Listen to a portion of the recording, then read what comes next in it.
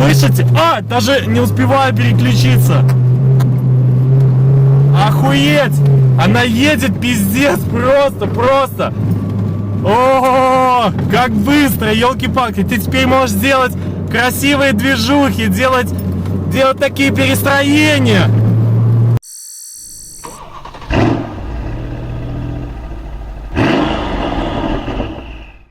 Всем привет, друзья, и наконец-то пришла моя посылочка из Москвы, и сейчас мы будем делать дикий анпакинг, потому что Леха, владелец, который помог мне с этой штукой, он попросил, чтобы я сделал дикую распаковку, и сейчас мы посмотрим, что же там такое. Мне уже прямо не терпится, на самом деле. Тут даже что-то такое очень сильно приятное. Знаете, на ощупь где-то плюс 100 лошадиных сил где-то. Не терпится на самом деле сделать нам анпакинг, и сейчас мы будем его делать. Друзья, и вот как обычно видео с распаковки я благополучно где-то проебал, и я вам не показал вообще. Во-первых, это как был запакован этот дроссель. Он был перевязан там стяжками различными, там пакетами и так далее и тому подобное. Ну, просто отправитель с большим юмором, я это знаю. Леша, спасибо тебе. Во-первых, хотел бы вам немножечко воспроизвести те чувства, которые были, потому что это очень важно. Представьте, я целый год ездил на овощемашине. Она не ехала, она не разгонялась, я не мог просто никого безопасно даже обогнать.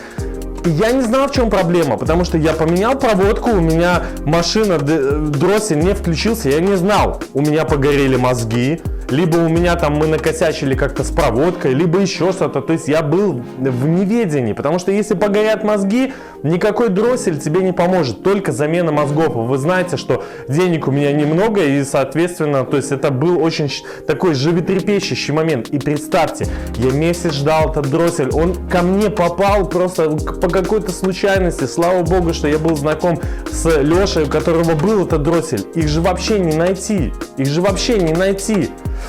Поэтому я оплатил $50, через месяц мне этот дроссель приехал, и вот я его держу в руках. Я понимаю, что сам я его вообще не полезу устанавливать, потому что провода все перепутаны, фишки все порваны.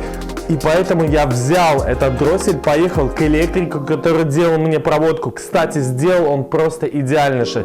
Специалист от Бога. И я вам всем желаю, чтобы вы нашли такого специалиста именно по вашей марке. И чтобы он делал все действительно на совесть. И вот, знаете, вот этот момент, когда ты долго ждал эту деталь, и ты абсолютно не знаешь, будет ли она работать именно на твоей машине. Я завожу. И он работает. Я просто был в шоке. Такое чувство, что машина родилась заново. Я вам покажу. Она поехала абсолютно по-другому. Я сейчас вам покажу. Так что переносимся на те видео, которые мне удалось все-таки откопать. Приятного просмотра. Ну что, друзья, я залил полный бак, поставил дроссель, и сейчас мы проверим с вами динамику. Хочу сказать изначально, что по программе сканера я заметил то, что у меня проседает напряжение одной из катушек. Это говорит о том, что она скоро выйдет из строя, а значит можно запастись ей заранее, чтобы где-нибудь не стать на дороге. Но все равно, конечно, на 2 цилиндрах машина поедет. Но если программа говорит то, что напряжение просаживается, это говорит о том, что ее можно поменять. Эту катушку, она стоит где-то 5, где-то 15, где-то $10. То есть это очень недорого, поменял и поехал дальше. Также еще просаживается у меня датчик массового расхода воздуха. Он вместо там 10 или 13,5 на холостых килограммов, он показывает 7,5, то есть вообще в минус уходит. Это неправильно, это говорит о том, что тоже скоро ему будет кирдык. Вот. Но самое главное, это, друзья, динамика. Итак, мы смотрим. Застопорил я движение. Ну что, поехали!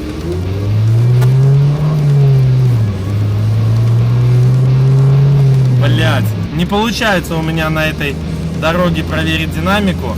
Но мы выберем немножечко другую тогда трассу. Ох, друзья, пока тут большая такая движуха, очень большая напряженность на дороге, я не могу просто сделать 0-100, это надо выехать на кольцевую вот эту, она сейчас очень сильно загружена, поэтому там просто даже невозможно разогнаться, ты упрешься куда-нибудь, какой-нибудь самосвал, но я уже чувствую то, что появилась та прыть, которая была раньше, появилась именно то, что нужно. Да, поменяю катушку, будет лучше ехать, еще даже бодрее, поменяю, уберу подсосы, которые тут тоже есть, через резиночки эти, или резиночки хотя бы изолентой обвяжу, тоже подсос уйдет. Но сейчас самое главное, что есть эта прыть. И есть колхозники, которые мешают мне просто так взять и повернуть. Ну, понимаете, тут никаких 0-100 замеров даже сделать не получится.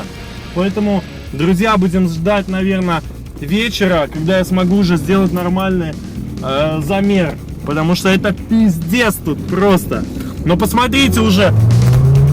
Слышите? Даже не успеваю переключиться. Охуеть! Она едет, пиздец, просто. О, как быстро, елки-палки. Ты теперь можешь делать красивые движухи, делать такие перестроения. Посмотрите, это просто жесть, как мне нравится. Машина наконец-то начала ехать. Несмотря на то, что дроссель, конечно, чувствуется, что немножко подгулявший вот этот компрессор, но тем не менее, все равно он работает. Посмотрите. Ускорение, вторая, 3000 ускорения.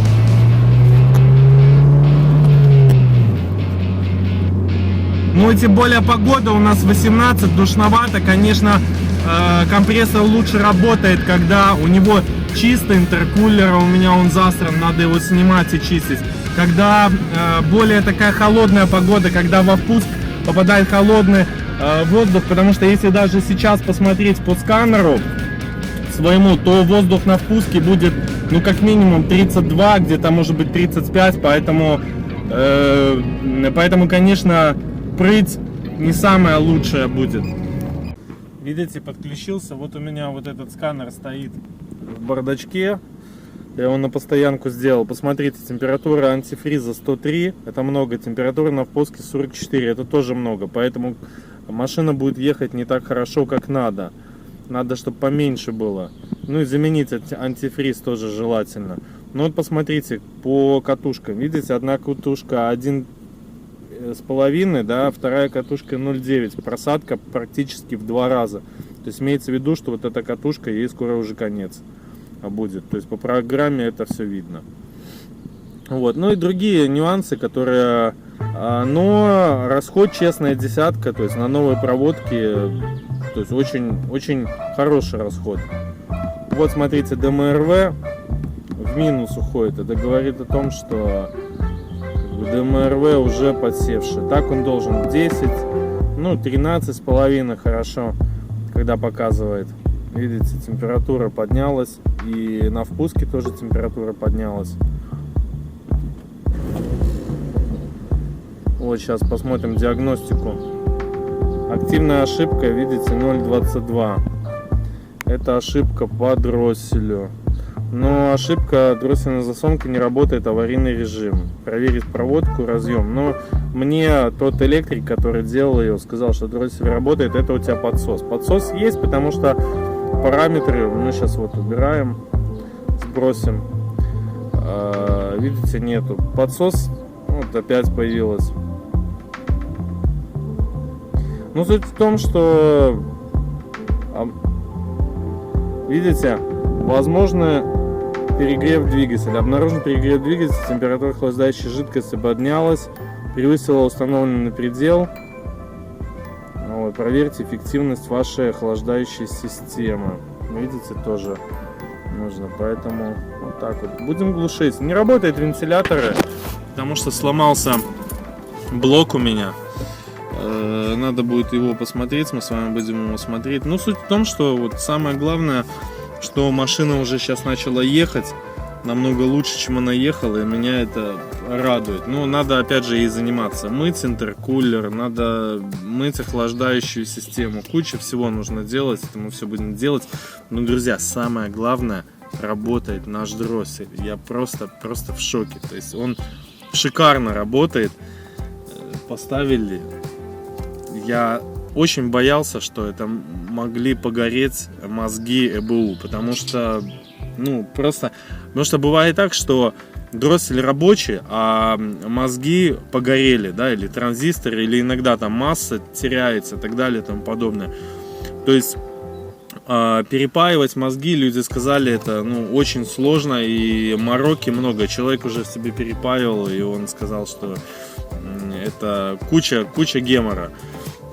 Но когда я поставил, да, может быть, дросселька, она немножко подгулявшая, видно, что там заслонка немножко дергается при зажигании, но тем не менее она перекрывает, она работает. Это говорит о том, что Мерсик будет жить. Я его буду потихонечку восстанавливать, не буду ему давать сильно под хвост, буду его беречь. Мне хочется плакать. Потому что пришло время его восстанавливать.